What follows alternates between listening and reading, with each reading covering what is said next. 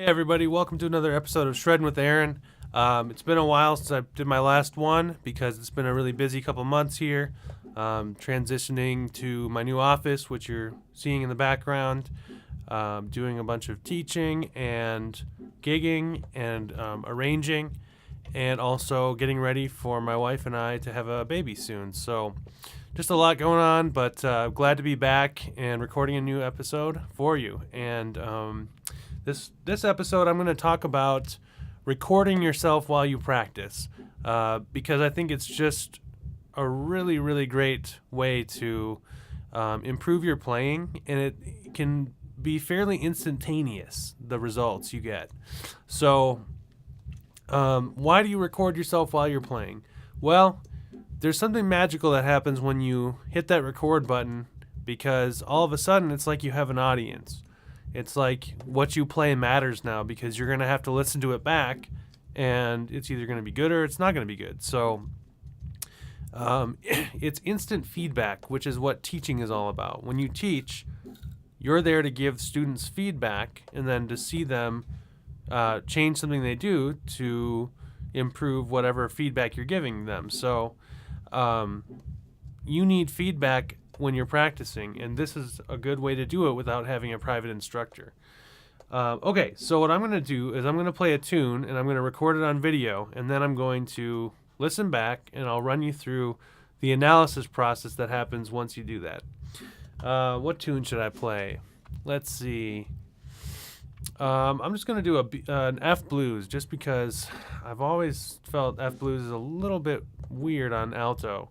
I don't know why, but just whatever. The resonance of the notes in this key just seemed to be a little bit challenging to me. So F blues, I got the metronome on 2 and 4. Here we go. And I'm going to hit record here. 1, 2, 1, 2, 3.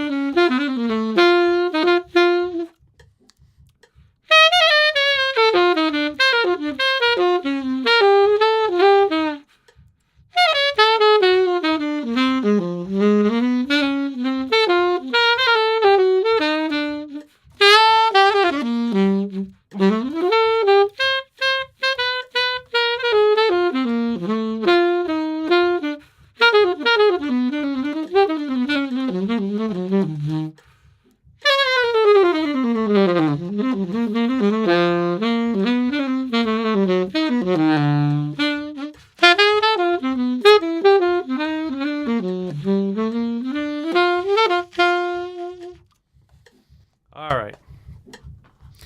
So that was a few choruses on an F blues. So I just hit pause. I'm going to save my recording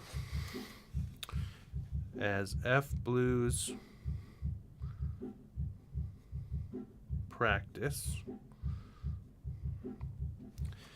And now I'm going to listen back. I need you to hear this. When you listen back to your own playing, the idea isn't to just go, man, I sound so good. Okay, the idea is actually to do sort of the opposite.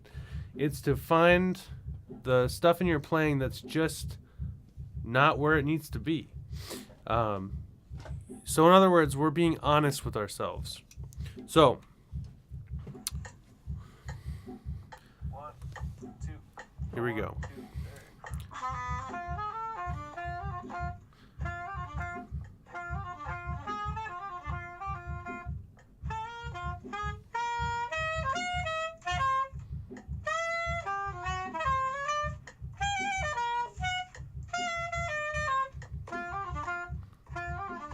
Okay, so just hearing myself play over this head, I already hear a number of things that I'm just not super happy with.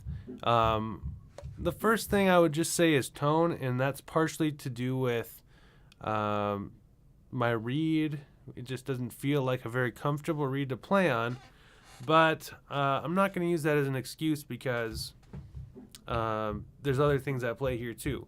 So the reed is a little bit resistant, but I also just am not happy with the sound that I'm getting in terms of the openness. I just feel like I want a more open, full, kind of transparent sound, and it just doesn't feel like that to me. It doesn't feel like my sound.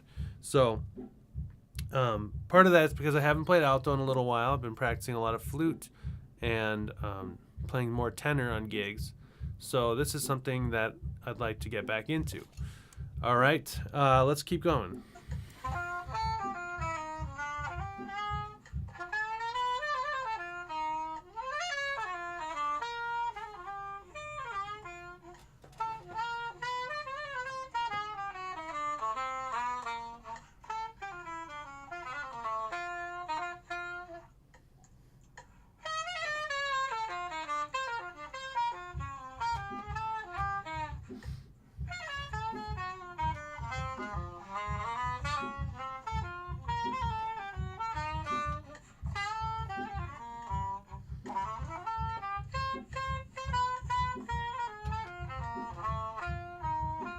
Pause there.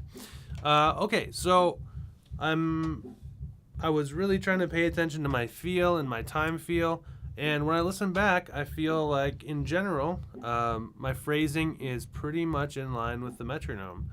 Could it swing a little harder? Yeah, I'm sure it could, and that's something to work on. But when you're analyzing your playing, you don't want to just do all negatives. You want to actually identify things that are good. So if you feel like you are playing with the sound you want and you feel like you're really happy with your sound on a particular day, yeah, just say, man, I'm feeling pretty good about my sound today. You don't have to always be super negative and beat yourself up. So yeah, I feel like the time feel, I'm fairly happy with how that turned out in this recording.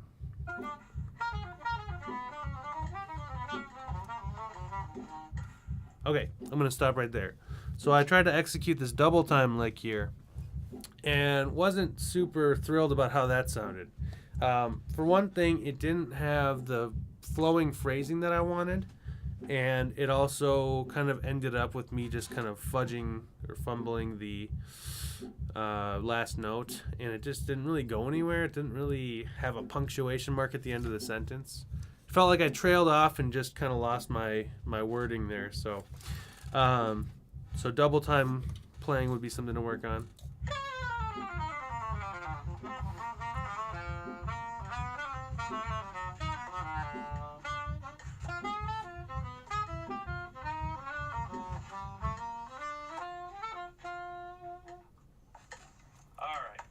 Cool.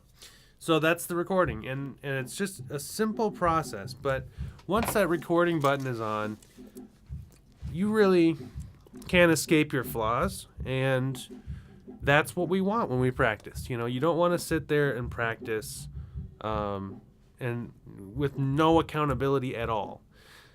You know, one of the biggest things that you can do wrong when you practice is sitting there practicing and going, man, I sound good. Wow, I'm so awesome. And let's be honest, we all feel that way sometimes, right? We get to this point where we just think, man, I'm so good right now, or whatever. Maybe we don't, but I know sometimes that I start thinking that way, and then I record myself and I go, what? Why is the time so bad? Why is the articulation so bad? Wow, I didn't know there was so much air coming through my sound. Wow, the phrasing is terrible. Intonation is suffering. Once I hear myself back, it's an instantly humbling experience.